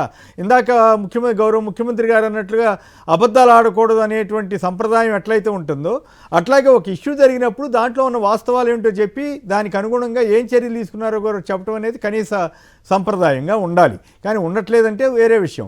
ఇప్పుడు వీళ్ళిద్దరూ విఠల్ గారు కానీ అంతకుముందు రామచంద్ర గారి స్టేట్మెంట్ కూడా చూసాం. ఇప్పుడు మన రాకేష్ గారు కానీ స్పెసిఫిక్ ఎలిగేషన్ చేస్తున్నారు. దానికి మీరేం సమాధానం? ఇంకొకటి యాడ్ చేస్తాను సార్. ఒకటి సార్ రాకేష్ చెప్పండి, కంప్లీట్ చేయండి. ఒక్కటే యాడ్ చేస్తాను. గతంలో ఏదైతే ఎస్టీ మంత్రి ఉన్నటువంటి సీతక్క గారు అనసూయ గారి పిఎం మీద కూడా ఇదే ఆరోపణలు వచ్చినాయి. ఇసుక లారీలు పట్టుబడ్డాయని చెప్పేసి వాళ్ళ పిఎన్ కూడా సస్పెండ్ చేసేది సార్. ఎందుకు మరి ఎస్సీ ఎస్టీ బీసీలకి ఎందుకు జరుగుతుంది అనేది అర్థమైతలేదు సార్. ఏమంటారంటే లేదు సార్, తప్పకుండా సార్ ఇది సార్ మనం రాజకీయాలు ఉన్నప్పుడు రాజకీయాలు మాట్లాడదంటే కుదరదు కదా సార్. ఈ విలువలు మాట్లాడినప్పుడు అదే జరుగుతున్నటువంటి డైరెక్ట్ గా జరుగుతున్నటువంటి అవినీతి గురించి మాట్లాడాలి. ఇంకొకటి సార్ గమ్మత్ ఏంటంటే అదే క్రమంలో ఒక్క నిమిషం ఆగండి. రియాజ్ గారు మాట్లాడండి. రియాజ్ గారు ప్లీజ్. రియాజ్ గారు మాట్లాడండి. మీరు అదే పనిగా మాట్లాడినప్పుడు ఎందుకు సార్ పనిగా డిబేట్ లో మంచిగా ఇంటర్వ్యూ పెట్టాడు గంట సేపు చక్కగా మేము కూడా టీవీ దగ్గర కూర్చొని చప్పట్లు కూడా వారి ఉపన్యాసం ఎంజాయ్ చేస్తాం. మాకేసా చక్కగా మాట్లాడతారు, వేరే వాళ్ళు మాట్లాడినారు వాళ్ళు. ఎట్లా రియాజ్ గారు ఫస్ట్ మీకే అవకాశం ఇచ్చాము, ఇప్పుడు మళ్ళీ మాట్లాడండి అంటున్నాను. మీరు ఆత్మరక్షణలో పడినప్పుడల్లా డిబేట్ మీద బురదేయాలనుకుంటే తప్పది. మీరు అట్లా వైఖరి మానుకోండి. మీరు బాగా మాట్లాడతారు, మీరు బాగా మాట్లాడగలరు, కానీ మీరు దాన్ని మీ వాదన వినిపించండి తప్ప బురదేస్తే మాట్లాడుతున్నారు. ప్లీజ్ మాట్లాడండి. బీసీల గురించి కనీస అర్హత లేని పార్టీ భారతదేశంలో ఏదైనా ఉంటే అది టీఆర్ఎస్. గతంలో స్వర్గీయ రాజశేఖర రెడ్డి గారి మంత్రివర్గంలో కొన్ని శాఖలు వీళ్ళకి ఇచ్చినప్పుడు బీసీ శాఖకు బ్రాహ్మణునికి సంబంధించిన కెప్టెన్ లక్ష్మీకాంతారావు గారిని పెట్టిన ఘనత కేసీఆర్ గారిది. ఇంతవరకు బ్రాహ్మణ్ని తీసుకొచ్చి పెట్టే ఘనత ప్రపంచంలో భారతదేశంలో ఎక్కడైనా ఏ రాష్ట్రంలో కనిపించలేదు. అది కేసీఆర్ గారికి సంబంధించిన గొప్ప సామాజిక న్యాయం. అది వాళ్ళు బీసీల గురించి మాట్లాడారు. రాకేష్ గారు మీరు ఆగండి, మళ్ళీ మాట్లాడచ్చు. బీసీల గురించి వాళ్ళు పదే మాట్లాడుతుంటే నాకెందుకో నేను కొన్ని విషయాలను ప్రస్తావిస్తూ అంటే రియాజ్ గారు ఆయన అడిగింది ఓ ప్రశ్న ఉంటే అది కాంగ్రెస్ ప్రభుత్వం కదా, సీఎం గారు రాజశేఖర రెడ్డి గారు ఉన్నారు కదా, వారు అలాట్ చేసినట్లు అంటున్నారు. వారు టీఆర్ఎస్ సెలెక్ట్ చేసుకుందా లేకపోతే కాంగ్రెస్ ఇచ్చిందా? ఇదే కొండా సురేఖ గారు గతంలో టీఆర్ఎస్ లో ఉన్నప్పుడు కేసీఆర్ గారి మీద మాట్లాడినా కూడా ఒకసారి విజువల్ అయితే మేము కూడా చూస్తానికి సిద్ధంగా ఉన్నాం. అంతకుముందు వైఎస్ఆర్సీపీ మీద మాట్లాడినారు. ఇప్పుడు జనరల్ వాళ్ళు ఏ రాజకీయ పార్టీలో ఉంటే ఎప్పుడు మాట్లాడే దానికి విలువ ఉంటుంది. గతాన్ని గతాన్ని చెప్పాల్సిన పరిస్థితి నాకు వచ్చింది. విషయం ఏంటంటే సార్, పోలీసు వాళ్ళు ఎందుకు పోయినారనే ప్రకటన పోలీసు వాళ్ళు చేసినట్టుగా అయితే నేను ఎక్కడ చూడలేదు దాన్ని. అలాగే ప్రభుత్వ పరంగా ప్రకటన కూడా ఎక్కడ చూడలేదు. వీళ్ళని ఇమాజిన్ చేసుకుని ఒక పత్రికలో వచ్చే వార్తలను పెట్టుకోలేదు, గన్ తీసుకుపోయిన చూడలేదు, ఆ గన్ పెట్టిన విషయాన్ని ఆ పెట్టినని వీళ్ళు ఎవరి మీద పేరు పెడుతున్నారు ఆయన ప్రస్తావించిన విషయం చూడలేదు. వీళ్ళే ఊహలు చేసుకొని రకరకాల ఊహాగానాలు చేస్తా ఉన్నారు. సురేఖ గారు కానీ కొండా మురళి గారు కానీ ఆ విషయాల మీద ఎక్కడ ప్రస్తావన చేయలేదు. మీరు వాళ్ళకు సంబంధించిన ఏమైనా ఉంటే చూపెట్టండి, మేము కూడా చూస్తాను. అదే రకంగా రాకేష్ గారు ఒక విషయం చెప్పారు, అంగీకరిస్తాను. ఏంటంటే దీని మీద బయట ప్రపంచానికి పార్టీపరమైన క్లారిఫికేషన్ ఇచ్చే బాధ్యత పార్టీ మీద ఉంది. అది మహేష్ కుమార్ గౌడ్ చేస్తారు. ఇలాగ మొన్న జరిగింది, దీపావళి ఉంది, సదర్ పండుగ జరిగింది. అలాగే ప్రభుత్వపరమైన క్లారిటీ కూడా ప్రభుత్వపరమైన క్లారిటీ ఇస్తారు. మేమే రాజకీయాలలో విషయాలు చేసే ప్రయత్నం చేయలేం. కాబట్టి ప్రభుత్వ పరంగా ఎందుకు అక్కడ ఓఎస్డీని తీసేయాల్సిన విషయం వచ్చిందో ప్రభుత్వం వివరణ ఇస్తుంది.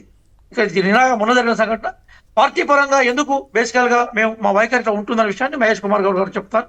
కాబట్టి చర్చ అక్కడ, కానీ దాన్ని ఏదో వీళ్ళు పెద్దగా లేని విషయాన్ని ఉన్న విషయంగా లేని ఈగలను పదే పీకితే సందర్భం ఉంటుంది. ఇక ఇంకో విషయం ఏంటంటే విఠల్ గారు మాట్లాడడం అనేది నాకు చాలా ఆశ్చర్యం. ఏంటంటే ఆయన గన్ కల్చర్ అనేది పూర్తిగా ఉత్తరప్రదేశ్, బీహార్ ఏదైతే 15 ఏళ్ల నుంచి ఏ రాజకీయ పార్టీ అధికారంలో ఉందో ఆ పార్టీకి సంబంధించింది. ఆ పార్టీ నాయకుడు రామచంద్రరావు గారు రైతుల మీద రథాలు ఎక్కించిన పార్టీ సార్ మీది. రైతుల మీద రథాలు ఎక్కించి భయంకరంగా చంపిన పార్టీ మీది. ఎవడన్నా ఎదురు చంపిన పార్టీ మీది. మీరు సార్ విలువలు మాకు నేర్పేది బీజేపీ వాళ్ళు. రియాజ్ భాయ్ ఒక్క మీ మాట. దగ్గర విలువలు నేర్పేది లేవు సార్. Right. శ్రీనివాస్ సార్ ఒక్క మాట. ప్రతిపక్షాల నాయకులు ఎవరైనా మీ పార్టీ ఒక వేరే Right. అధికారంలో ఉంటే Right. పార్టీలో కూల్చే చరిత్ర మీది. Right. 8 రాష్ట్రాల విఠల్ గారు. ముఖ్యమంత్రులు మార్చిన చరిత్ర మీది. Right. విలువలు ఇవాళ మాట్లాడుతున్నారు. ఉత్తరప్రదేశ్ లో విలువలు మాట్లాడుతున్నారు. విలువలు ఒకటే మాట్లాడుతున్నారు. సెకండ్. దానికి ఎవరు లేరు. ఒకటే మాట. 8 రాష్ట్ర ప్రభుత్వాలను కూల్చేది మీరు. Right. ముఖ్యమంత్రులను ఒకటే మాట. బెదిరించేది Okay, అవన్నీ మళ్ళీ- ఒకటే మాట. రైట్, ఒక్క నిమిషం రియాజ్ గారు ఆగండి. రియాజ్ గారు ఆగండి. రియాజ్ గారు ఆగండి. Okay, okay. ఇవాళ ఉత్తరప్రదేశ్ లో గత ప్రభుత్వాలు అంటే మాయావతి కావచ్చు, అంతమంది కాంగ్రెస్ విపరీతమైన గల్ కల్చర్ ఉంటే ఒక మాట let me complete. మీ బీజేపీ ఒక మాట ప్రభుత్వం సార్. మీ బీజేపీ రియాజ్ భాయ్, one minute. ప్రభుత్వం One minute, ఒక మాట నన్ను మాట్లాడించినాక నువ్వు మాట్లాడు. విఠల్ గారు మీరు ప్రస్తావించారు కాబట్టి రైట్. గన్ కల్చర్ మీద మీరు ప్రస్తావించారు కాబట్టి నేను మాట్లాడుతున్నాను. Okay, okay. Right, right. Okay, okay. ఒక్క నిమిషం, ఒక్క నిమిషం. రియాజ్ గారు విఠల్ గారు ఏదో మాట్లాడతానంటే మాట్లాడి ఒక్క ఒక్క నిమిషం మాట. మాట్లాడండి. మీరు గన్ కల్చర్ ఎందుకు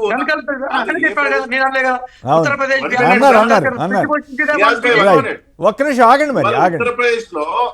ఉత్తరప్రదేశ్ లో బీహార్ లో మా ప్రభుత్వాలు ఉన్నాయి, మేము తప్పు పట్టట్లేదు. అక్కడ ఉన్నట్టు సహజమైనటువంటి ప్రజలు అనుకునేది ఏంటంటే తరతరాలుగా స్వాతంత్రం వచ్చిన నుంచి ఆ ప్రాంతాల్లో గన్ కల్చర్ ఉంటుంది అనేది మాట్లాడుకుంటాం మనం సౌత్ లో. ఇప్పుడు ఇక్కడ ఆదిత్య యోగి అక్కడ ఉన్నటువంటి ఇవాళ యోగి గారు ముఖ్యమంత్రి గారు చాలా రకాలుగా గన్ కల్చర్ తగ్గించగలిగారు. బీహార్ లో కూడా ఆ ప్రయత్నం జరిగింది. ఇవాళ అక్కడ ప్రజలు చాలా సంతోషంగా హ్యాపీగా బతుకుతున్నారు. Right, okay. అయితే విఠల్ గారు ఒక్క నిమిషం. విఠల్ గారు ఓకే, ఓకే. మీరేం మాట్లాడినా ఆయనేమో వివరణ ఇస్తారని చెప్పారు మహేష్ కుమార్ గౌడ్ గారు. ఇప్పుడు మీరేం విమర్శలు చేసినా మరి వాళ్ళు తర్వాత చేయాల్సింది తప్ప ఇప్పుడు కొత్తగా చేసేది ఏమి ఉండదు. అయితే ఇంట్రెస్టింగ్ విషయం ఏంటంటే నక్సలిజం ముగిసిపోద్దని కిషన్ రెడ్డి గారు అంటే బండి సంజయ్ గారు సంచలనం వ్యాఖ్య చేశారు. మావోయిస్టుతో సంబంధాలు తెంచుకోండి అని ఆయన పిలిపించారు. ఏమిటి నిజంగానే తెలంగాణలో రాజకీయ నాయకులకి ఇంకా మావోయిస్టుతో సంబంధాలు ఉన్నాయా? బీజేపీ వాళ్ళకి ఎవరికి లేవా? లేదా అందరికీ అన్ని వర్గాల్లో కొంతమందికి ఉన్నాయా? విఠల్ గారు 1969 నుంచి కూడా మీకు బాగా తెలుసు సార్, మీకు మాకు అందరికి అప్పుడు సరే, ఇప్పుడు మాకు గౌరవము, మీరు రాజకీయాల దగ్గర 69 నుంచి తెలంగాణకు నక్సల్ బరికి లేదా మావోయిస్టుకి అవినాభావ సంబంధం ఉంది. ఇక్కడ ప్రజలకు నక్సలైట్స్ అందరు తుపాకీ పట్టుకొని పోలేదు. ఇక్కడ తుపాకీ పట్టుకోకున్నా సానుభూతి పరులు, అది మేధావుల్లో ఉన్నారు, ఉన్నత వర్గాల్లో ఉన్నారు, పేదవాళ్ళు ఉన్నారు, అందరూ కూడా సానుభూతి పరులు ఉన్నారు సహజంగా. ఇవాళ ఆ సిద్ధాంతం అనేది విఫలమైంది కాబట్టి ఏకంగా నక్సలైట్లే తుపాకీ వదిలేసి జనజీవన స్రవంతిలో కలుస్తున్నారు కాబట్టి మనం గౌరవించాలి. ప్రజాస్వామ్యం మీద వాళ్ళ గౌరవం ఉంది కాబట్టి, రాజ్యాంగం పైన గౌరవం ఉంది కాబట్టి వాళ్ళని గౌరవించాలి. ఇక ముందు కూడా యువతని ముఖ్యంగా తప్పుదారి పట్టించే రీతిలో ఎవరైనా మేధావులు ఆ రకంగా ప్రయత్నం చేయొద్దన్న ఉద్దేశంలో బండి సంజయ్ గారు మాట్లాడి ఉంటారు. ఇవాళ సిద్ధాంతం విఫలమైంది. ఓకే, అది కాదనట్లా, కానీ మీ దగ్గర నిర్దిష్టమైన సమాచారం ఉన్నట్లుంది. ఇప్పటికి కూడా తెలంగాణకు సంబంధించిన రాజకీయ నేతలు మావోయిస్టులతో సంబంధాలు ఉన్నాయనేటువంటి అభిప్రాయంతో సంబంధాలు తెంచుకోండి అన్నట్లుగా ఉంది. అది మీ దగ్గర భారతీయ జనతా పార్టీకి సహజంగా తెలంగాణ వ్యాప్తంగా అర్బన్ నక్సల్స్ అనే ఒక పేరు ఉన్నది సార్. సహజంగా అంటే సానుభూతి పరులు అని అంటారు. సహజంగా వాళ్ళ బంధాలను తెంచుకోవాలని పిలిపించారు బండి సంజయ్ గారు హోంమంత్రిగా. తప్పేమో సార్, అది విఫలమైనటువంటి సిద్ధాంతం. రియాజ్ గారు ఏమిటి అర్బన్ నక్సల్స్ అనే పదం వాడారు, కాంగ్రెస్ని ఉద్దేశించి గతంలో మోడీ గారు కూడా అన్నారు, ఇప్పుడు ఈయన కూడా అన్నారు. నిజంగానే సంబంధాలు ఉన్నాయా తెలంగాణ రాజకీయ నేతలకి? సంక్షిప్తంగా మాట్లాడితే మనం మీరు ఇందాక ప్రస్తావించినటువంటి బీఆర్ఎస్ బీజేపీ బీ టీం దానికి వెళ్దాం. ఇప్పుడు శ్రీనివాసరావు గారు పాపం బండి సంజయ్ గారికి తెల్లారు లేస్తే ఆయన కళ్ళ కనబడేది, ఆయన ప్రత్యక్షం కనబడేది ఈటల రాజేందర్ గారు. ఈటల రాజేందర్ గారి మీద చేసే వ్యాఖ్యను ఆయన ఓవరాల్ గా ఆపాదించినట్టుంది.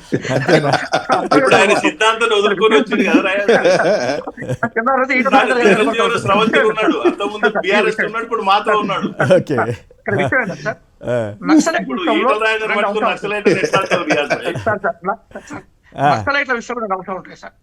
నక్సలైట్ల సిద్ధాంతాన్ని, నక్సలైట్ల పోరాటాన్ని అంతిమంగా అంతం చేసేది సామాజిక ఆర్థిక అసమానతలను తొలగించడం ద్వారా అని నమ్మే వాళ్ళలో నేను ఒకరిని సార్. సామాజిక ఆర్థిక అసమానతలు తొలగించినంత వరకు నక్సలిజం కొనసాగుతుంటుంది. ఏ రూపంలో కొనసాగించవచ్చు. రెండోది విట్లన వాళ్ళ పార్టీ నమ్మేది ఏంటంటే, ఆయన గురువు బండి సంజయ్ గారు నమ్మేది ఏంటంటే తుపాకీ కొట్టడం ద్వారా మాత్రమే, వాళ్ళ కాల్ చంపడం ద్వారా మాత్రమే, వాళ్ళ మీద బాంబులు వేసి మొత్తం లేని ఉన్నట్టుగా చంపడం ద్వారా మాత్రమే నక్సలిజాన్ని అంతరం చేస్తామనే సిద్ధాంతాన్ని నమ్మేవాడు బండి సంజయ్. ఆ కాన్ఫ్లిక్ట్ తెలంగాణలో ఉంది. మేమే ఉంటామంటే మీరు ఎంతమందిని చంపినా కూడా మన భూమిలో నుంచి పుట్టుకొని వస్తూ ఉంటాం. సామాజిక ఆర్థిక సంబంధాలను మనం మెరుగుపరచకుండా ఆ స్థాయిని కాంగ్రెస్ టైంలో ఎన్కౌంటర్ జరగలేదా రియాజ్ కాంగ్రెస్ భాయ్? పార్టీ ఒక్కసారి కాంగ్రెస్ టైంలో ఎన్కౌంటర్ జరగలేదా? జరగలేదా? మీరు గన్మ్యాన్ లేకుండా ఒకసారి తెలంగాణ పల్లెలో రండి, మీ సంగతి తెలంగాణ వ్యాప్తంగా మీరు ఎన్కౌంటర్లు, మీ ప్రభుత్వం ఎన్కౌంటర్ చేసిందా? రైట్ రైట్ ఓకే ఓకే వినండి సార్. గతంలో కాంగ్రెస్ విఠల్ గారు ఆగండి, విఠల్ గారు ఆగండి, విఠల్ గారు ఆగండి, విఠల్ గారు ఆగండి, దయచేసి టైం తక్కువ ఉంటుంది, విఠల్ గారు ఆగండి. సార్ భూ సంస్కరణ అమలు పరచడము. ఓకే అట్లా కాదు, ఇప్పుడు సిద్ధాంతపరమైన చర్చలో కాదు కాదు కాదు సంక్షిప్తంగా రియాజ్ గారు సిద్ధాంతపరమైన చర్చ జరగట్లేదు ఇప్పుడు మనకి.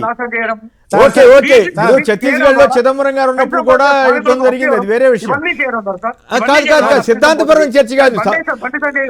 రాష్ట్ర ప్రభుత్వానికి కూడా సమాచారం ఉంటుంది కదా, తెలంగాణ నేతలతోటి నక్సల్ సంబంధాలు ఉన్నాయా?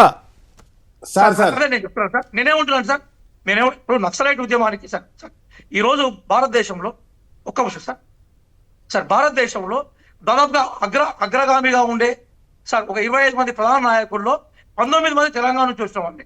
కాబట్టి నిజంగా 2 దశాబ్దాలు తెలంగాణ మీద నక్సలైట్ల ప్రభావం ఉండదు సార్. కాబట్టి అన్ని రాజకీయ పార్టీలు, ఇప్పుడు బీజేపీలో కూడా నక్సలైట్ ఉద్యమం నుంచి వచ్చి బీజేపీలో 11 మంది ఈటల రాజేందర్ లాంటి వాళ్ళు కూడా ఉన్నారు. బీఆర్ఎస్ లో కూడా కాంగ్రెస్ పార్టీ, అన్ని రాజకీయ పార్టీలు, ఎందుకంటే 2 దశాబ్దాలు 20 సంవత్సరాలు ఇప్పుడు మేమందరం కూడా దాదాపుగా ఆ ఉద్యమం యొక్క ప్రేరణతో మేము రాజకీయాల్లోకి వచ్చేవాళ్ళం కాదట్లేదు. అదే సందర్భంలో మేమేమంటున్నాం అంటే నక్సలైట్ల పేరు మీద మీరు వ్యక్తిగత హింసావాదాన్ని రాజ్య హింసను ప్రయోగించడం సరిది కాదు. నక్సలైట్ల సంబంధించిన సిద్ధాంతాలు ఏవైతున్నాయో వాటికి రాజ్యాంగబద్ధమైన పరిష్కారాలు తీసుకోవడం ద్వారా ఆ ఉద్యమాన్ని మనం ఆపగలుగుతా ఉంటాం. ఆ విజయం తీసుకోమంటున్నాం. బండి సంజయ్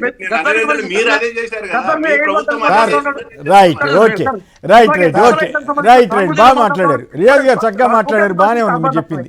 రైట్, నేను ఒక మాట చెప్తాను. ఒక్క నిమిషం రాకేష్ గారు, బ్రేక్ కూడా తీసుకోవాలి. రాకేష్ సార్ నేను ఏమంటున్నా అంటే బండి సంజయ్ గారు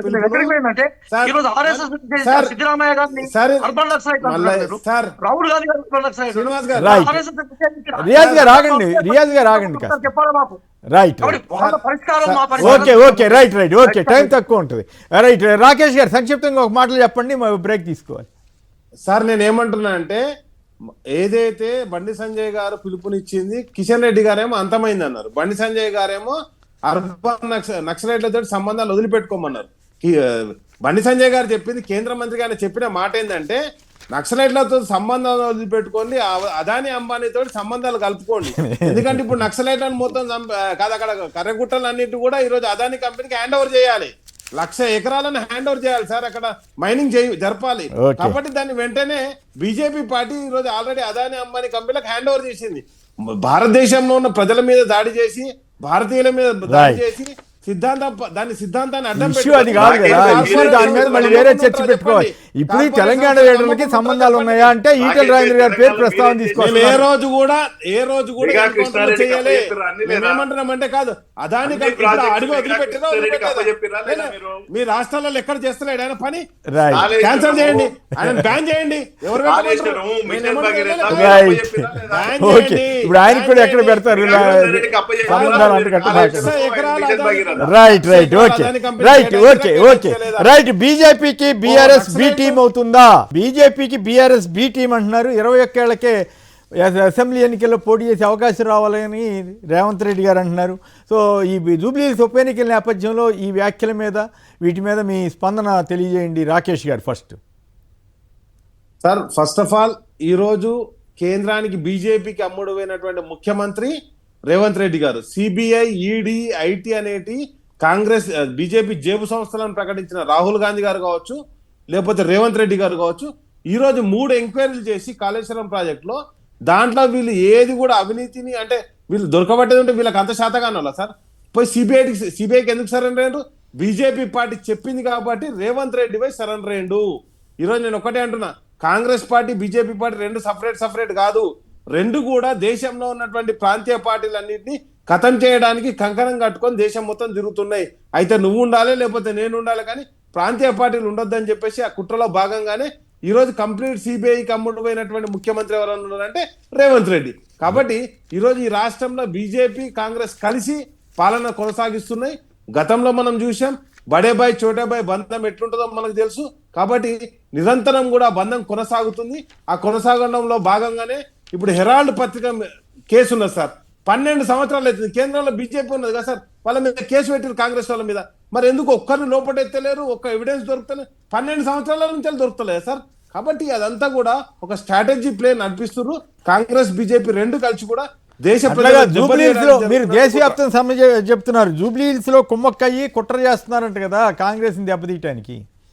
సార్ కాంగ్రెస్ మనం దెబ్బతీసలేదు సార్. ఆల్రెడీ ముఖ్యమంత్రి గారే దెబ్బతీసారు. లంక బెందలు దొరకలే, చెప్పులు ఎత్తుకపోతాడు, బట్టలు చింపుకపోతారు. ఆయన మనం ఎందుకు దెబ్బతీస్తుడు సార్? నేనేమంటున్నా అంటే ఇంకెవరు దెబ్బతీస్తారు సార్? కంచగచ్చిపోలి భూములు తాకట్టు పెట్టిండు, హైడ్రాన్ ఇళ్ల మీదకి తోలిండు, మూసీలో 3 సార్లు గేట్ ఎత్తిండు సార్. మూసీలా ఇప్పుడు ఏదైనా ప్రమాద హెచ్చరిక జారీ చేస్తారు కదా సార్, దాన్ని జారీ చేయకుండా sir Imlibun bus stand sir Bathukamma పండుగ పోయేట బట్టలు తడిచినాయి సార్. ఇలా పాలన ఎట్లున్నది అంటే దీని గురించి మాట్లాడుకుందాం సార్ మనం. బతుకమ్మ పండుగ రోజు గేట్లు ఎత్తి ఇమ్లీపాన్ బస్ స్టేషన్ మొత్తం మునిగిపోయింది సార్. పుణ్యం sir bus stand. Okay right. Okay ఇప్పుడు ఒకసారి సంక్షిప్తంగా మాట చెప్పండి. 21 ఏళ్లకే ఎమ్మెల్యే పదవి ఇవ్వడానికి తీర్మానం చేస్తా ఉంటున్నారు, మంచిదేనా? మీరు కూడా ఆహ్వానిస్తారా? ఎవరు సార్? కాంగ్రెస్ పార్టీ రేవంత్ రెడ్డి గారు అన్నారు. రేవంత్ రెడ్డి గారు 15 ఏళ్ళకు కూడా చేస్తారు సార్. ఎందుకంటే వాళ్ళ మనమని దబ్బున రాజకీయాలకు తీసుకురావాలి. 21 సార్ రాజ్యాంగం రాసింది ఈయన. ఆయన రాహుల్ గాంధీ ఏమో రాజ్యాంగాన్ని పట్టుకొని తిరుగుతాడు, ఈయనేమో రాజ్యాంగాన్ని ఎట్లా ఉల్లంఘించానో చేస్తాడు. 42 అంటే నేనేమంటున్నా అంటే సార్ ఇప్పుడు వీళ్ళ చేతులు ఉన్నాయి కూడా ఇవ్వకుండా మోసం చేస్తున్నారు పార్టీ సార్. లేదు సార్ మన 15% కాదు సార్, మైన్స్ లో 15% ఇస్తే గౌడన్నలకు 20% రిజర్వేషన్ ఇస్తా అన్నారు సార్. మొన్న మొత్తం టెండర్లను నమ్ముకుంటారు కానీ 20% గౌడన్నలకు ఇయ్యలే. నేనేమంటున్నా అంటే మొత్తం కూడా జూటా పార్టీ సార్ బీజేపీతో. విఠల్ గారు ఏంటి బీజేపీకి బీఆర్ఎస్ బీ టీమేనా సార్? ఒక మాట సార్, ఇప్పుడు కాంగ్రెస్ బీజేపీ అనేది ఉత్తర దక్షిణ ధృవాలు దేశంలో, రాజకీయాలు కావచ్చు, సిద్ధాంతాలు కావచ్చు, ఎప్పుడు వాళ్ళతో మాకు ఏ రకంగా కూడా పొంతన ఉండదు. ఉత్తర దక్షిణ ధృవాలే, మేము జాతీయ భావం, వాళ్ళకి ఇంకో భావం ఉంటుంది. ఎట్లా కలుస్తారు సార్ ఇద్దరు? Impossible, just impossible sir. BRS అనేది బీజేపీ బీ టీం అనేది సహజంగా ఒక ప్రాంతీయ పార్టీకి వాళ్ళ పార్టీ కార్యక్రమాలు 39 మంది వాళ్ళకు ఉన్నారు, మాకేమో 8 మంది ఉన్నారు. వాళ్ళ కార్యక్రమాలు చేసుకుంటున్నారు. వాళ్ళతో కూడా మాకు ఎక్కడ ఎలాంటి ప్రత్యక్షంగా కానీ పరోక్షంగానే ఎక్కడ సంబంధాలు లేవు సార్. ఇప్పుడు జూబ్లీహిల్స్ లో మేము గెలవాలని పోరాడుతున్నాం, వాళ్ళు గెలవాలని పోరాడుతున్నారు. ప్రజలు నిర్ణయించుకుంటారు ఎవరు ఎట్లా ఉంటది అనేది. డెఫినెట్ గా మాకు 2 పార్టీలు అవినీతి పార్టీలే, 2 పార్టీలు కుటుంబ పార్టీలే. 2 పార్టీలతోటి ఎలాంటి అంటే మీతో ఇక్కడ కాదు, బీజేపీ వాళ్ళతో ఇదే చిక్కు వస్తుంది. అంతకుముందు ఏపీలో చంద్రబాబు గారిని లోకేష్ గారిని ఇద్దరిని కలిపి కుటుంబ పార్టీ అని నానా మాటలు అన్నారు. ఇప్పుడు వాళ్ళిద్దరిని మీరు వాటేసుకుంటున్నారు. అసలు మోడీ గారు అంతనే వచ్చి వాటేసుకుంటాం. మరి మీ బీజేపీ డబుల్ గేమ్ కాదా, డబుల్ టాక్ కాదా? రాహుల్ గాంధీ అయితే అంటారు కానీ కొన్ని సందర్భాల్లో రాజకీయాల కోసం ఎన్డీఏ మీకు ఇష్టమైతే అది వారసత్వ రాజకీయం కాదు, కుటుంబ పార్టీ కాదు, అవినీతి పార్టీ కాదు. మీకు ఇష్టం లేకపోతే అన్ని అవుతుంది సార్. మోడీ గారే ప్రధానమంత్రి సార్, రాజ్నాథ్ సింగ్ కొడుకుండొచ్చు, వసుంధరా సింధే కొడుకుండొచ్చు, అమిత్ షా గారు అబ్బాయి కింగ్ పిన్ కావచ్చు, అమిత్ షా కొడుకుండొచ్చు. అంటే సాధ్యమైనంత వరకు కాదు. మీరు ఆ ఇష్యూలోకి వెళ్ళకుంటే మంచిది. రాహుల్ గాంధీ గారిని కుటుంబ పార్టీను వెళ్తే మీ అన్ని కూడా బయటపడతాయి. అనవసరంగా ఎందుకు బయట పెట్టుకుంటారు? ఆ ఇష్యూ నేను అడగలేదు. నేను అడిగింది బీఆర్ఎస్ కి బీజేపీ బీ టీమా కాదా అన్నంత వరకే పరిమితం అయితే మీకు కూడా మీరంటే వ్యక్తిగతంగా కాదు, మీ పార్టీ కూడా గౌరవం. చెప్తున్నా సార్, 2 పార్టీలు కూడా అవినీతి పార్టీలే, 2 పార్టీల కుటుంబ పార్టీలే, ఎలాంటి సంబంధాలు లేవు ప్రత్యక్ష. రైట్. రియాజ్ గారు కేసీఆర్ గారు అంటే దాని వెనక ఒక బలమైన అంశం ఉంది సార్. అదేంటంటే మొత్తం 10 సంవత్సరాల చరిత్ర కనుక మనం బీఆర్ఎస్ చూస్తే పార్లమెంట్ లో ప్రతి బిల్లును ఎట్లాంటి బేస్జాలకు పోకుండా, ఎట్లాంటి కండిషన్స్ పెట్టకుండా సపోర్ట్ చేసిన పార్టీ బీజేపీకి. కాబట్టి పార్లమెంట్ లో వాళ్ళ పూర్తి సహకారంతో బీజేపీ చట్టాలను సాఫల్యం చేసుకున్న ఘనత వాళ్ళ దక్కింది. అదే రకంగా క్లియర్ గా మాకున్న ఎవిడెన్స్ ఏంటంటే సార్, అసెంబ్లీ ఎన్నికల్లో దాదాపు 36% వచ్చిన బీఆర్ఎస్ సడన్ గా పార్లమెంట్ ఎలక్షన్స్ వచ్చారు 15-17% పడిపోయింది. బీఆర్ఎస్ బాగా ఓట్లు వచ్చి అసెంబ్లీలో ఎక్కువ సీట్లు ఇచ్చిన ప్లేస్ లోనే బీజేపీ ఎంపీ గెలిచారు. ఆ విషయాన్ని కూడా ముఖ్యమంత్రి గారు ప్రస్తావించారు. కాబట్టి క్లియర్ గా వాళ్ళు ఏమనుకున్నారంటే కాంగ్రెస్ ను మొత్తం ఖతం చేయాలనే ఉద్దేశంతో కాంగ్రెస్ క్లోజ్ కావాలని చెప్పేసి, పార్లమెంట్ లో బద్నాం కావాలని చెప్పేసి బీజేపీకి సపోర్ట్ చేసి ఆ 2 ఆధారంగానే మేము మాట్లాడినాం. ఇంకో కీలకమైన విషయాన్ని సార్ మీరు గుర్తుపెట్టుకోండి సార్, 1947 ఆగస్టు 15కు అలాగే 26 జనవరి 1950కి ఇప్పుడున్న పరిస్థితులు తేడా వచ్చింది సార్. అక్షరాస్యత పెరిగింది, యువత భాగస్వామ్యం బాగా పెరిగిపోయింది. ఓటు మనం 18 years తీసుకొచ్చిన తర్వాత 21 years కు చేయడం వల్ల ఏంటంటే యంగ్ ఏజ్ లో రాజకీయ అవకాశాలు వచ్చి మరి చూద్దాం, అది పార్లమెంట్ లో జరగాలి కదా. అన్ని దేశాల్లో కూడా మరి ఓటు హక్కు ఎక్కడ ఉంటుందో అన్ని పోటీ పార్టీలు చేసే అవకాశం ఎక్కడ అంటే అన్ని పార్టీలు ఒప్పుకోవాలి, లేదు సార్. పార్లమెంట్ లో జరగాలి. మరి ఏం ఈ జరుగుతుందో చూద్దాం. ఎలక్షన్ల గురించి మాట్లాడండి, రాహుల్ గాంధీ మాట్లాడమనండి. మరి ఆ Right. పార్టీ తరఫున రాహుల్ ఓటు గాంధీ రైట్ మాట్లాడమనండి ఓకే సార్. రైట్ చూద్దాం ఏం జరుగుతుందో చూద్దాం. యూత్ ఓటును రైట్ రైట్ కాన్సంట్రేట్ రాకేష్ చేసి కుమార్ గారు, రియాజ్ గారు, విఠల్ గారు అందరికి కూడా ధన్యవాదాలు. ఇది నేటి చర్చా కార్యక్రమం. నమస్కారం.